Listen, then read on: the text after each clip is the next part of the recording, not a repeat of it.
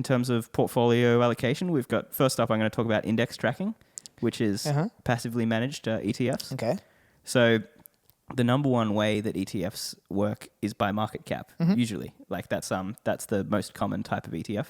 So that's referred to as an index tracking ETF. So when you're buying an ETF that operates by allocating the stocks by market cap, it's really important to go for the lowest cost option that you can get. So what does that mean? The market cap is the total value of the market, total value in the market of that one company, right?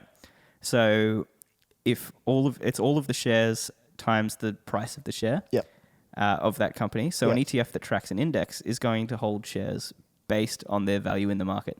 So I know it's a little bit complicated, but so I'll get a bit more specific. So the S&P 500 is an index which tracks the top 500 companies in the US. So in the S&P index, there's 5.52% Apple, 5.28% Microsoft, 3.87% Amazon. And the reason that is because the total market cap of the US market is $49.1 trillion. And the total market cap of Apple is $2.13 trillion. So that's why it makes up 5.5% of the index, right? So there's a couple of ways that it's purchased into.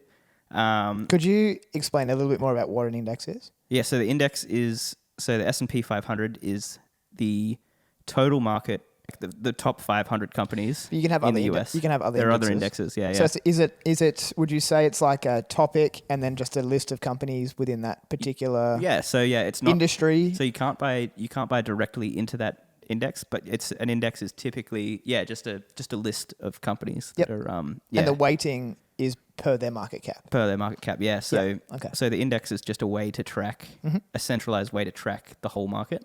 But you can't buy directly into that. You have to buy an ETF which tracks the index. That. Okay. Yeah. So some of the ways that you can buy those, some of the ones, the most popular ones on the US stock exchange or the NYSE. So SPY, which is managed by State Street.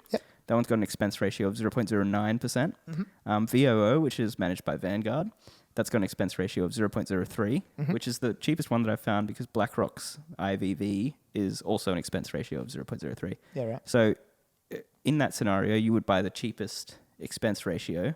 So for all of our Australian fans out over there, our indexes are called the All Ords and the ASX 200.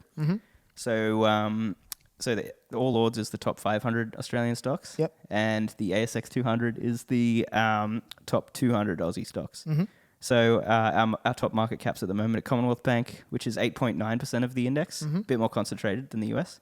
BHP 7.1%, and CSL, which is 6.6%. Is Commonwealth Bank the largest cap? Yeah. Really?